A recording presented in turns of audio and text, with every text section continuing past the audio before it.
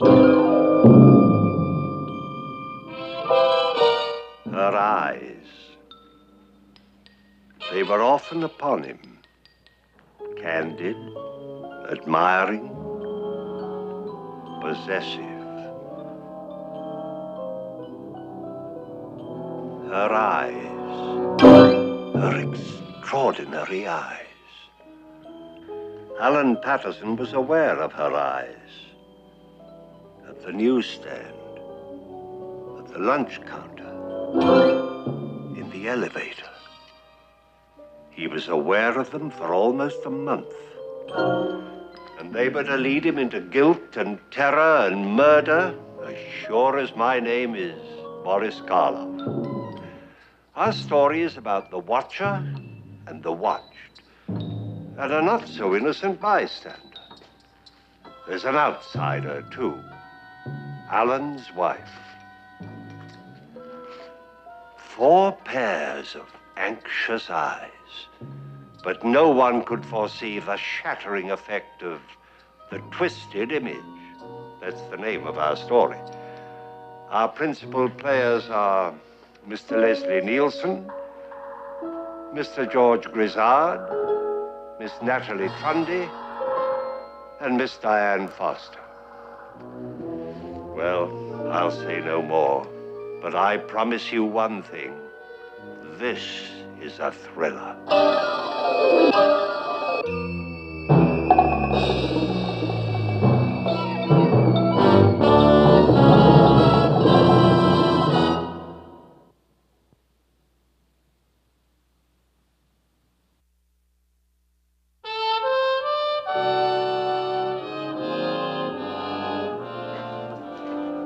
Good morning, Miss Patterson. Good morning, Mary. Merle, I'd like to speak with you. Yes, ma'am. Merle, this is not your entrance. You're to use the staff door down the hall, the same as everyone else. I always forget. I'm sorry. Apparently, you also forget you're due in at 9 o'clock, not 9:20. You may think you're an executive, Merle. You're not. I'm sorry. There was a tie-up on the subway this morning. Well, no one can say you don't have a variety of excuses. Mr. Burkett will be in at 9:30, Mr. Nicholson at 10, and you have a board meeting at 11. Well, I'll start with this first. Alan, Hello, Marge. Well, what's the matter? I just had a run-in with one of the boys in the mailroom, Merle Jenkins. Oh, what's the trouble? He is never on time. And ever since he's been here, little things have been missing. What sort of things? Stamps, for instance. Pens, small change. Any proof? No, nothing concrete. Well, I don't like to fire anyone just on suspicion. Why don't we give him another week or so and see what happens? Huh? Here's stamps. What's he look like? Oh, Alan, for heaven's sake, he's in and out of your office 4 times a day with the mail. Young, with blonde hair. Kind of a smudged-up carbon copy of you. As a matter of fact, he acts as though he thought he were you. Well, I guess I hadn't noticed. Yes. Mr. Purdy's on 3. Right, thank you. Marge, we'll talk about this after Yes, lunch. I have a sure. very full morning. Of course. Hello, Bill. How are you? Fine. How about lunch one day next week? I'm sorry, Bill. I've given up your kind of lunches. I'm on a diet. Who are you kidding? No, I mean it. I've been eating in the drugstore in the building here for the past week.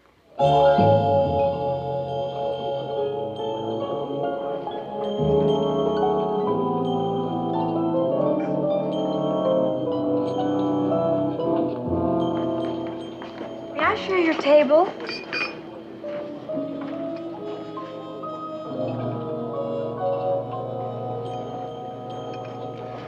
Would you mind telling me something? Why do you stare at me all the time? I don't mind at all. I just like to look at you. I think you're the most attractive man I've ever seen. Well, oddly enough, my wife feels the same way. So does my small daughter. Of course they do, because it's true. Oh, you don't mean that... Well, they couldn't mind my just looking at you. Well, perhaps they wouldn't. Mr. Patterson, Well, how do you know my name? well, I asked one of the elevator operators. Mine's Lily Hanson. How do you do, Miss Hanson? You work in the building, don't you? Yes, I do. I like it very much. It's my first job. Well, that must be exciting. Oh, it isn't. It's such a nice job. We only work from 9 to 5, and we have every Saturday off. I wish I could say the same. You have to work on Saturday? Well, just this Saturday. Nice meeting you, Miss Hanson. Goodbye. It's not goodbye. Alan.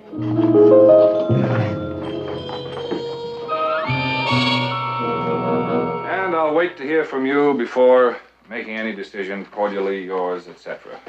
You want this one to go airmail special, too? Yes. Look, it's after 12. Why don't you type that stuff up and I'll go for lunch. It won't be long, and then you can go when I get back. Well, I brought a sandwich with me. So many places are closed on Saturday. Yes, well, I'll find someplace. You don't have to rush. I have enough work to keep me busy for a couple of hours. Oh, I have enough trouble staying on this diet without all that extra time.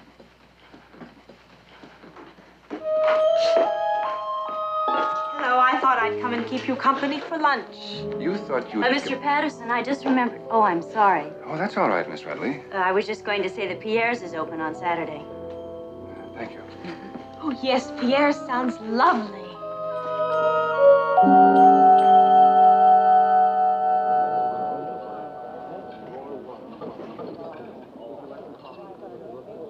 Such a wonderful lunch. I've never been in a restaurant like this before in my whole life. Oh, haven't you? Must be wonderful to be able to eat in places like this all the time. Well, someday you'll be able to. Sometime you'll marry a nice young man. Oh, no, I won't.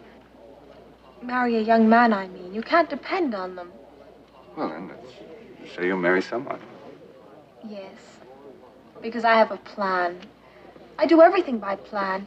I read an article once that said it's the only way to make things come out the way you want them to. You're a very dedicated young lady, Lily. Where are you from? You're not a New Yorker, are you? I'm from Elmira. Oh, it was awful. I saved for 2 years to get to New York. Aren't you lonely without your family? Yes, but it doesn't bother me because I know it's just for now until my plan works out. Well, that must be quite a plan. I have to get back to the office. I've work to finish. Oh, Alan, not yet. It's so nice just to sit here with you. Alan. Why, Bill, how are you? Fine, but I thought you'd given up lunches like this. Well, you know, Saturday.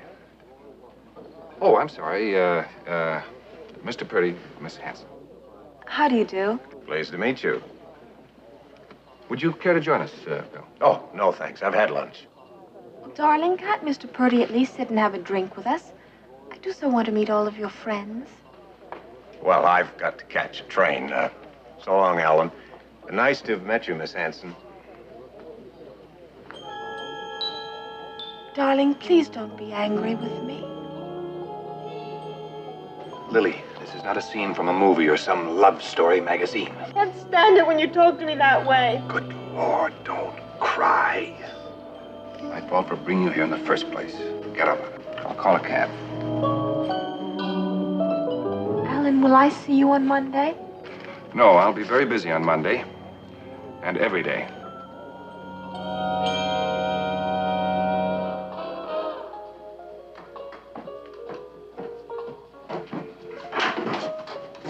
Hi, handsome. You've got a visitor in your room. A woman. What? I saw the landlady let her in. She said she was your sister. My sister. Well, that's what she said.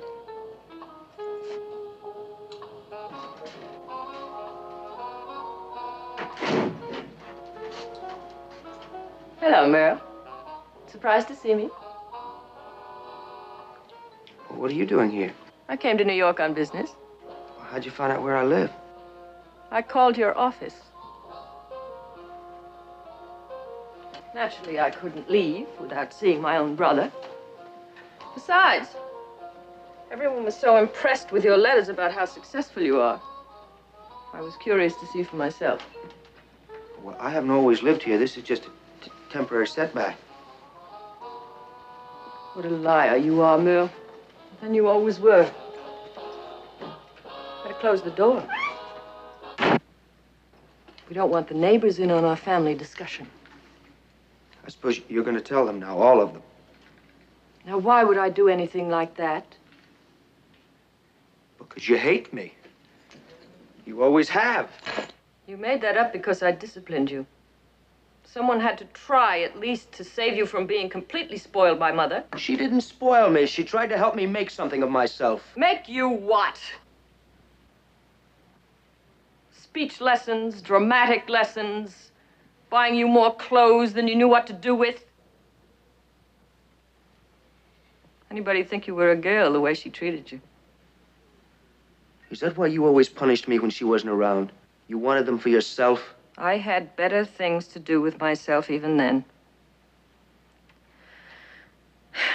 I failed pretty badly with you, but I did try. You didn't fail. You succeeded in making me so afraid of so many things I shouldn't be afraid of. You said I'd never do anything, I'd never get anywhere. It took me years to get over you. But now you have, hmm? Yes, now I have. You're vice president of your firm, aren't you? Or so you said in your letter. I never said I was vice president. Liar. I said I was going to be vice president, and I am going to be. You can't steal jobs the way you steal things, brother dear.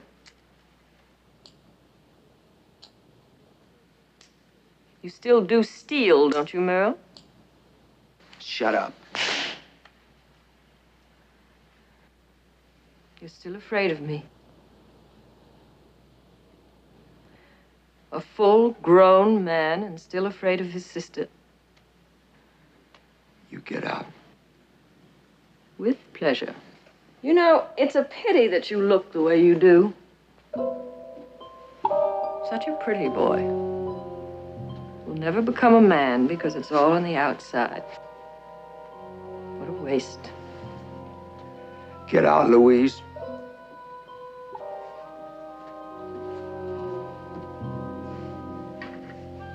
Any messages for the folks back home? No? Well, then, I'll just fill them in on your activities. In the mail room. Bye.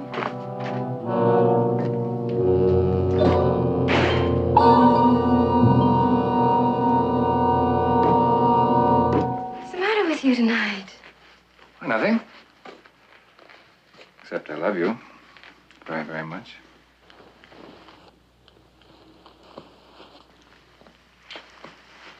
The call came for you just before you got home. Miss Hanson. Hanson? Mm-hmm. You don't look very pleased. No. Well, it's all pretty silly, but I suppose I should tell you about it. If you like. Actually, it's very little to tell. She's a crazy kid, works down in our building. She's not in your office. No, but she eats at the same drugstore, and yesterday she sat down at my table, so I talked to her. There must be more to it than that, or you wouldn't be so embarrassed. Yes, well, there is a little more. Today she showed up. Drugstore was closed, so, well, I took her to Pierre's. Now, don't ask me why, because I don't know. It just seemed like the simplest thing to do at the time. And now you're scared to death. No, it's just a little annoying, that's all. And a little bit flattering. However, I think you'd better make the situation quite clear to her on Monday before you get in over your head. Yes, I suppose I have to. Better hurry or we'll be late. Right. You think because somebody's young, they're not lonely. Well, Lily, if you're lonely, I'm sorry, but there's nothing I can do about that. I'm a married man who loves his wife and family very much. Now, you're coming to the office and calling my home. It's very embarrassing. It's got to stop. You mean we'll never see each other again? Well, of course we'll see one another.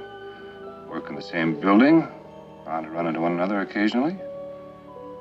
Oh, Alan, isn't there some way? No. Now finish your lunch. I only have one thing to say, and then I'll leave. I love you. And I always will.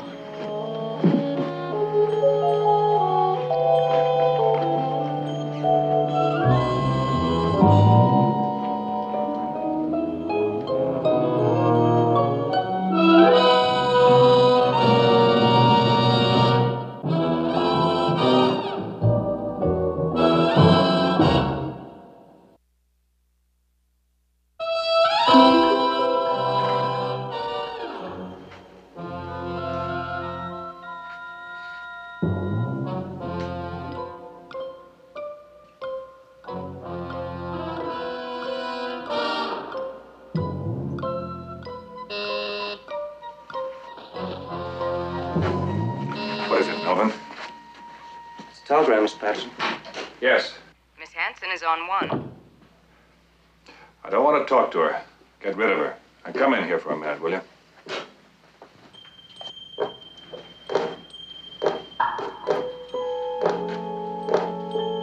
Alan, I wish you'd stop that. It's very annoying. Oh. I'm sorry. A little nervous tonight. We both are. I'm not at all nervous. Well, something's the matter. You have been trying to pick a quarrel with me all evening. Alan, you did explain to your little friend, didn't you? Yes. Did something happen today you haven't told me about? Mommy? Darling, what are you doing up? I woke up and I got lonesome and I need someone. Oh, cry of the world. Come on, darling. I'll take you back to bed and stay until you fall asleep. You promise? I promise. Will you say goodnight to your father? Good night, Daddy. Good night, sweetie.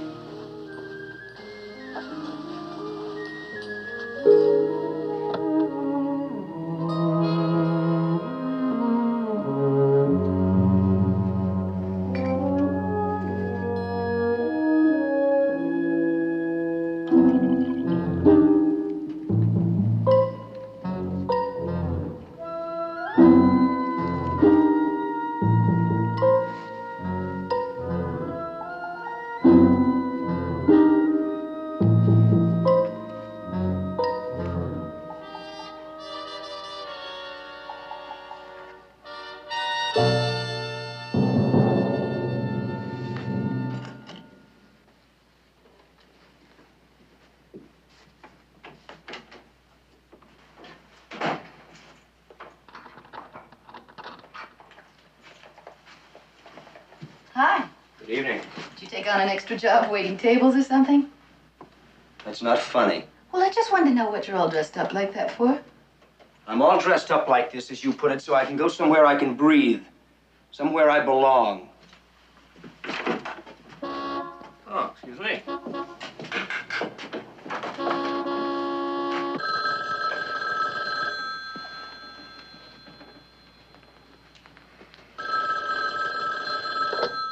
Hello. It's me, Lily.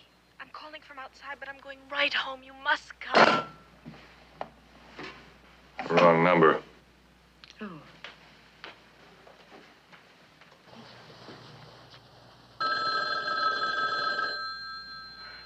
You'd better answer it. You wouldn't want to keep Miss Hanson waiting.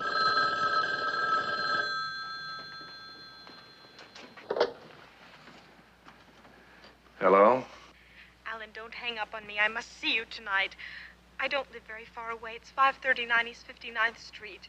I'm calling from outside, but I I'm have no right home. intention You of must seeing you come. tonight or any other night.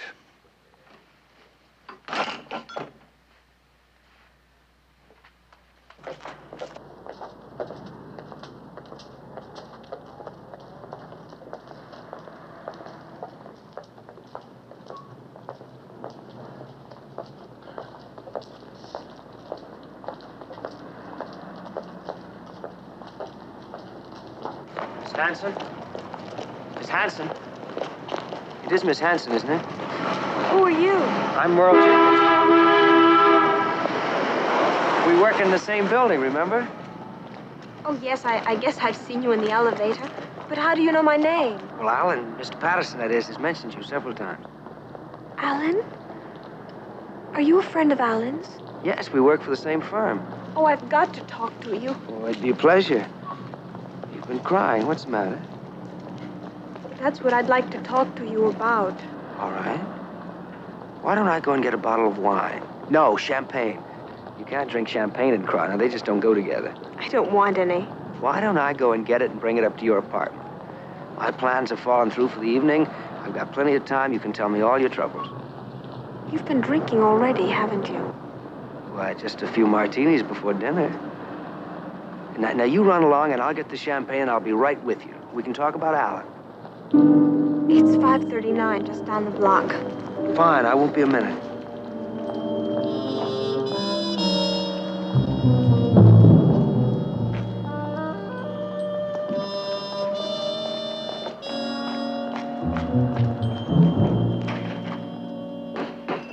Can I help you? Yes, I'd like a bottle of champagne, please. All right, sir. Imported or domestic? Well, how do they run? Well, the imported run you 8.5 up. The domestic, $4. Oh. Well, come to think of it, it's foolish to get champagne. The girl I'm taking it to's got no palate at all. Just run you $1.50. Well, I wish you'd say something.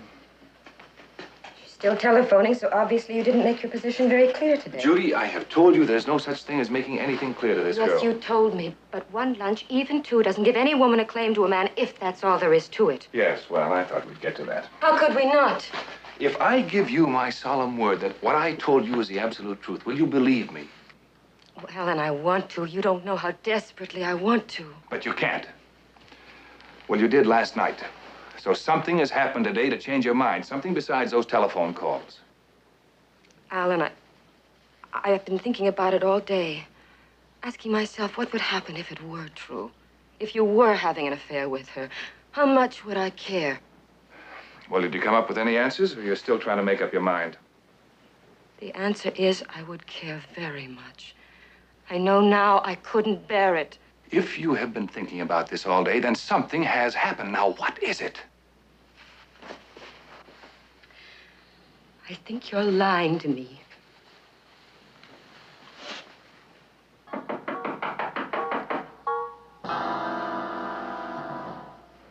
Mostly for music, the Willie Elcrum Show.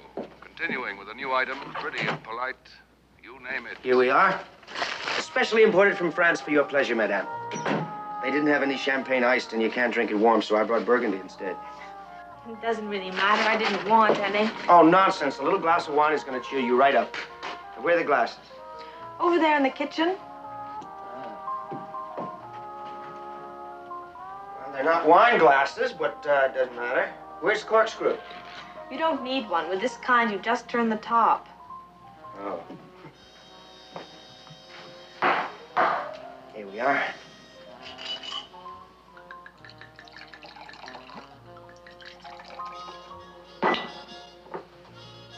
Skull.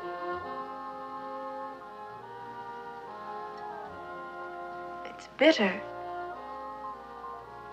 Well, you're just not used to it, that's all. You're pretty. You're very pretty. Did you know that? Not tonight. I look terrible. No, you've just been crying, that's all. Now, look, why don't you tell me all about it? What's the problem? Did you and Alan have a little misunderstanding? Yes, but that's all it was. If I could only talk to him, I know we could straighten it out. Yeah, I'm sure you could. You're his girlfriend, aren't you? Yes, I am.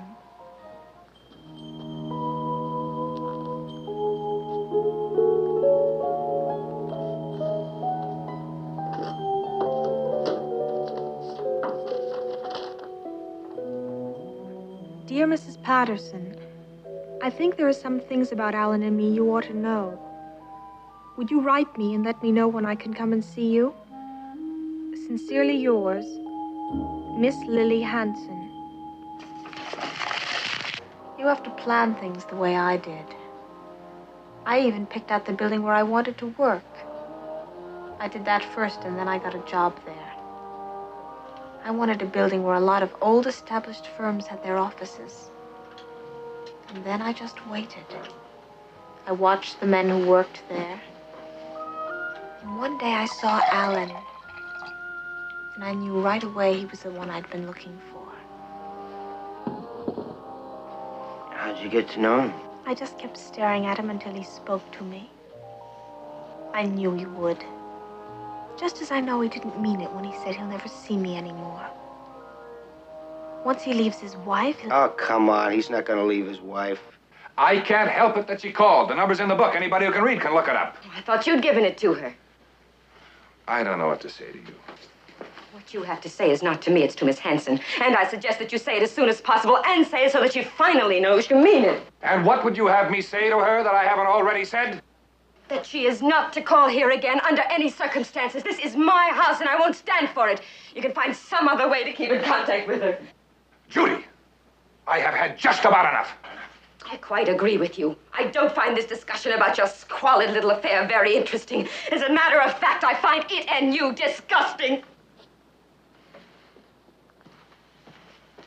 Alan! Oh, Alan, no! Alan, She's beautiful. And she's a lady, a real lady. Just the same, he's going to leave her. I wrote her a letter, and I'm going to see her to explain how much we love one another. And when she knows that, she'll let him go. And he'll come to see me. He won't have any other place to go. You're dreaming. I just don't talk about Alan anymore. He's not here. I am.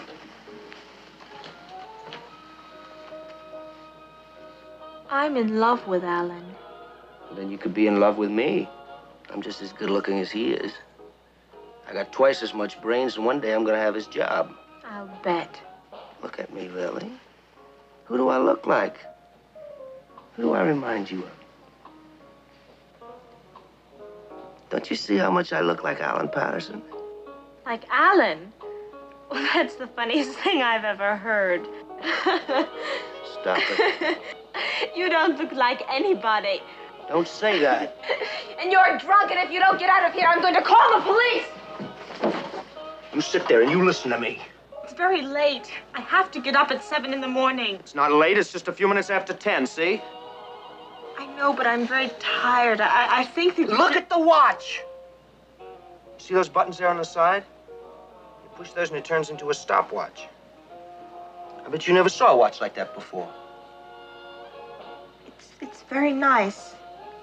Alan's got one, too. Well, this is not Alan's, it's mine. I've had it for a long time. My mother gave it to me when I was 21. So don't go saying it belongs to Alan Patterson. I didn't. Why should I say a thing like that?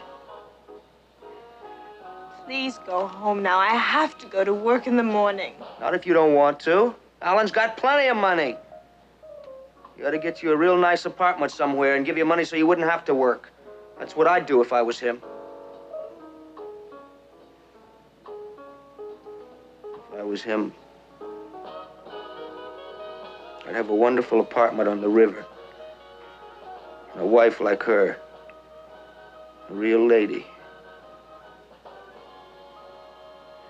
And I'd be where I belong.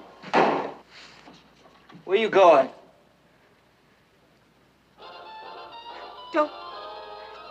Don't touch me, please. I'm not gonna hurt you. If you come any closer, I'll scream. I swear I will. You don't scream when Alan touches you. Why should you scream now?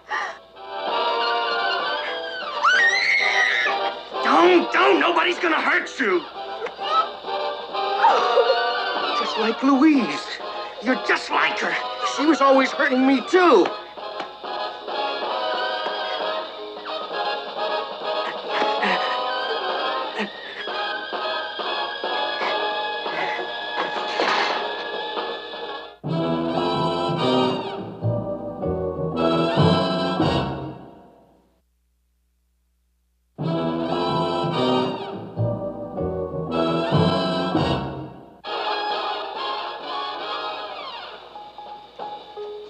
I ever thought you were pretty.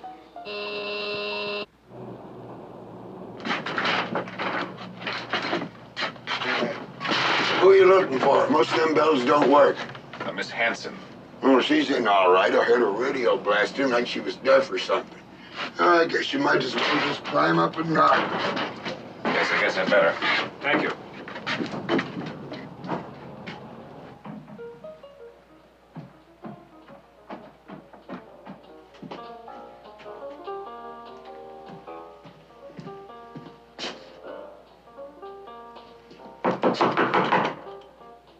Miss Hanson? It's me, Alan. Miss Hanson?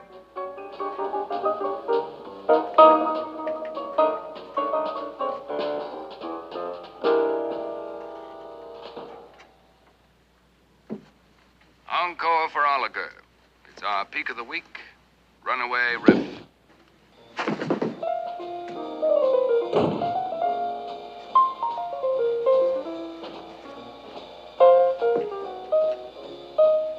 Not so high and mighty now, are you? You and your big job, your apartment, your wife, that big gunboat of a car.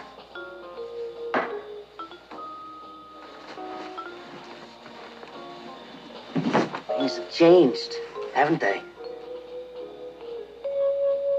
You don't look so grand now. Not any better than she does.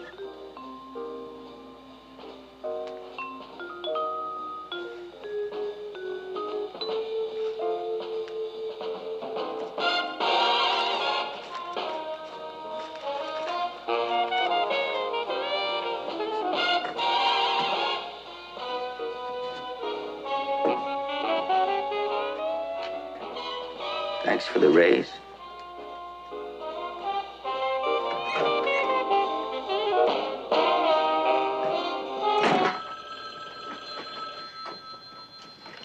Hello?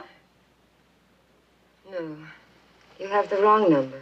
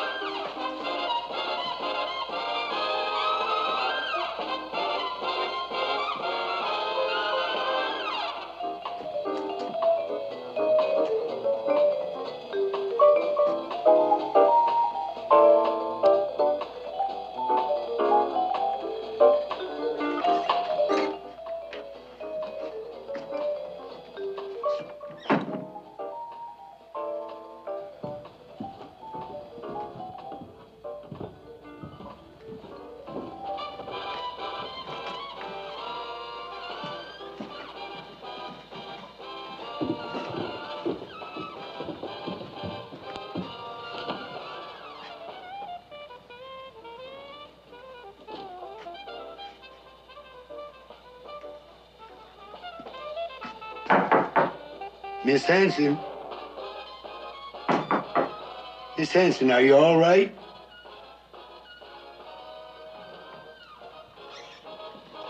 Miss Hanson, are you all right? Oh.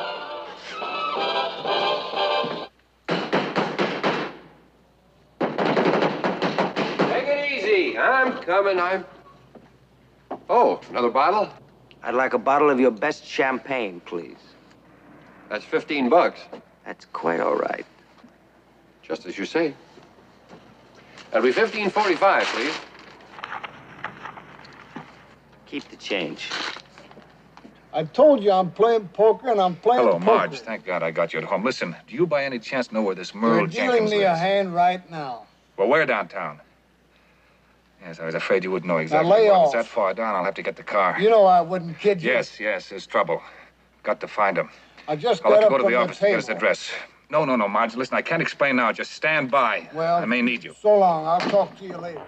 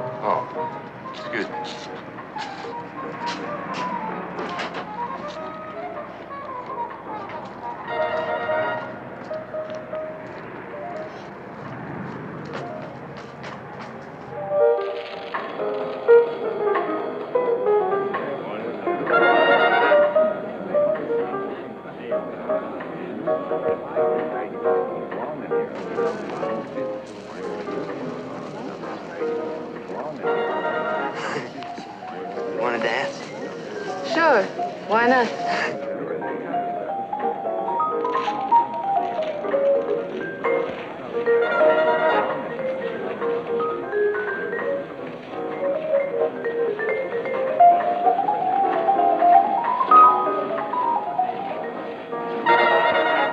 You know something?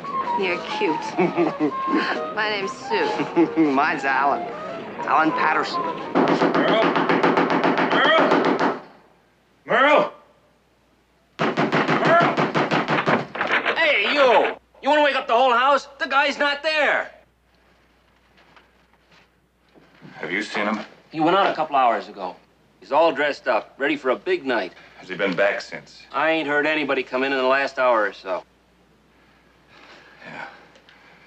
Yeah, well, I'll wait outside for him. You can do anything you like so long as you do it quiet.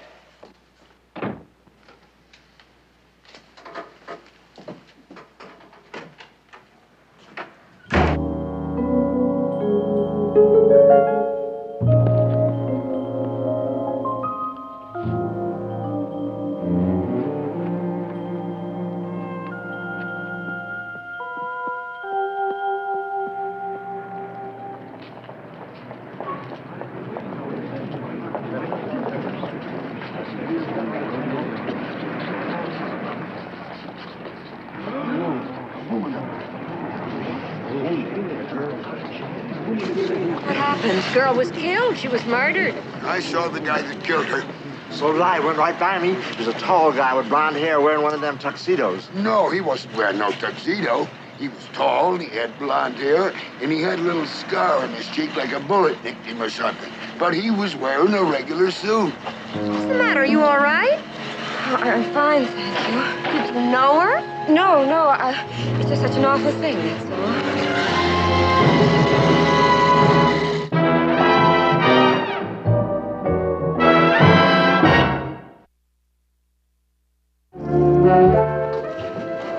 I'd like to have a bottle of champagne, please. Beer or nothing, buddy. That's all we sell. If that's all you sell, not much I can do about it, is there? Not a thing.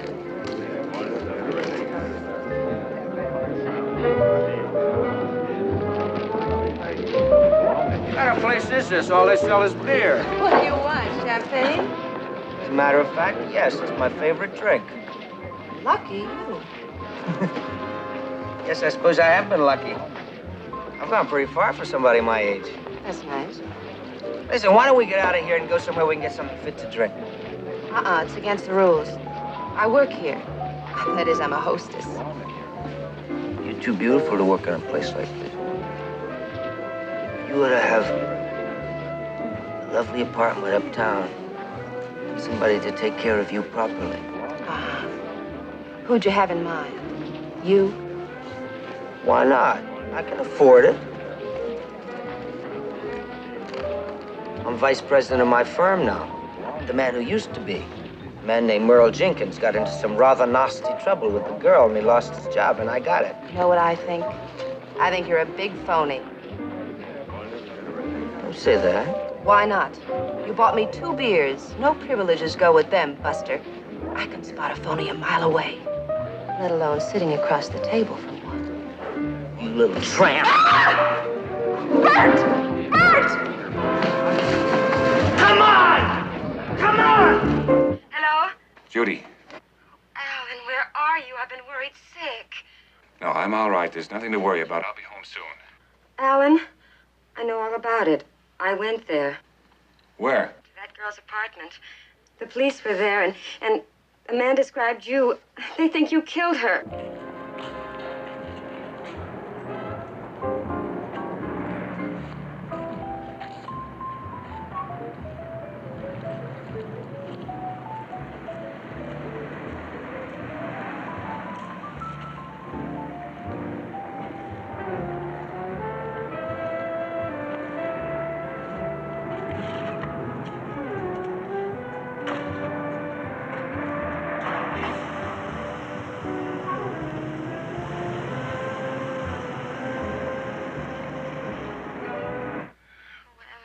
my fault. Forgive me. Now, there's nothing to forgive, dear. I know who did it. Merle Jenkins. He's a mail clerk at our office. I'm waiting for him now. Why can't you call the police? Judy, you don't understand. I can't go into details now. Just take it easy. I'll call you back as soon as I can.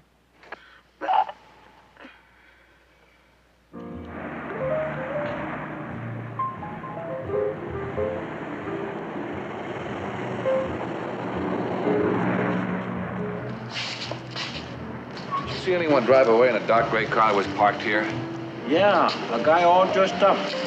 He looked a little like you, only a little shorter. He came out of there.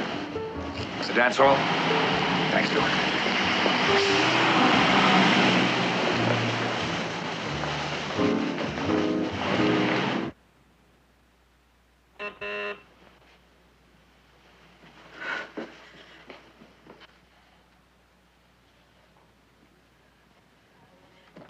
Alan, Hello, darling. Don't do that, darling. It's just me. I've come home. Sue, come over here a minute, will you?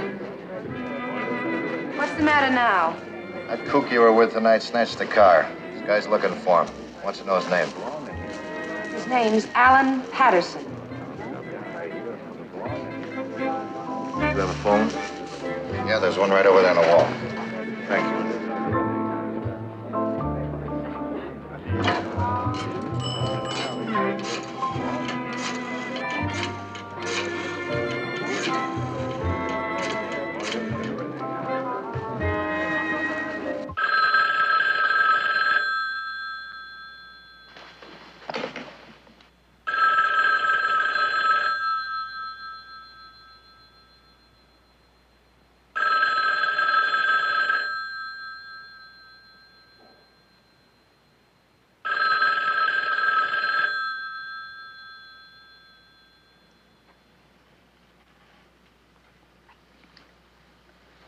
Don't be afraid, Judy. I'm not going to hurt you.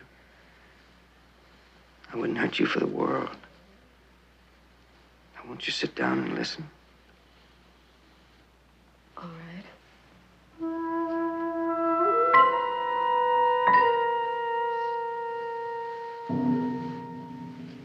I'm listening. What do you want? What do I want? A man comes home, he expects... He has a right. To what? A right to what? And why do you say you've come home? Because this is my home. Don't go away. I'm not going away. I just think that we should talk this over, and why don't you sit there and I'll make you a drink. Yes, a drink. That's what I need. What would you like? Scotch? Anything you say, darling. I need some ice. I'll be right back.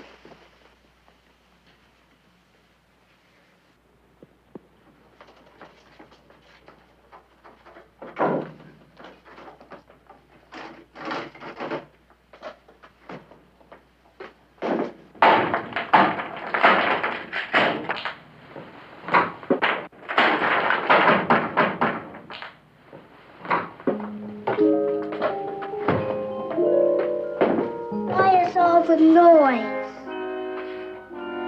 Who are you? Don't you know me either? I'm your daddy. You are not.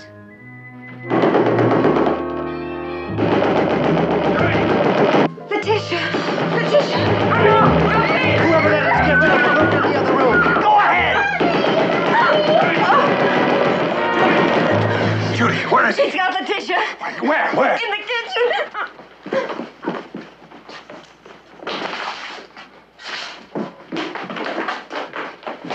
He's gone down in the service elevator. Call the police. I'll use the stairs. Oh, Alan. Hurry, hurry.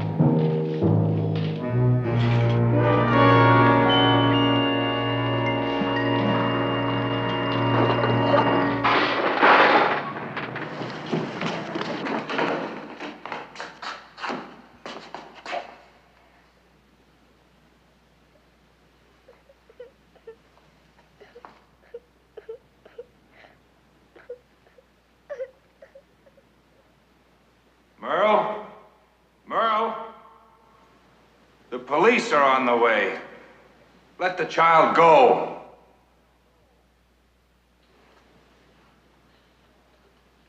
Merle. Merle, the only way out of here is the way you came in. Now, the police will have that blocked any minute. I won't stop you, Merle. Just leave the child and go.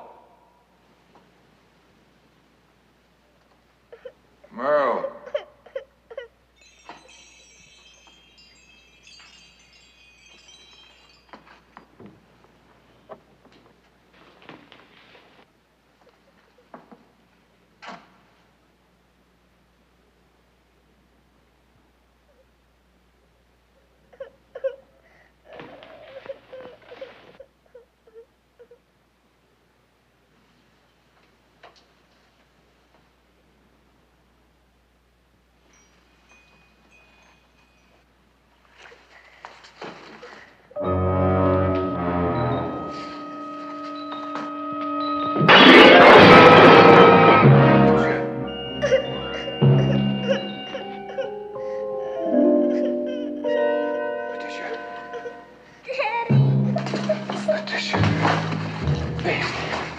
Are you all right?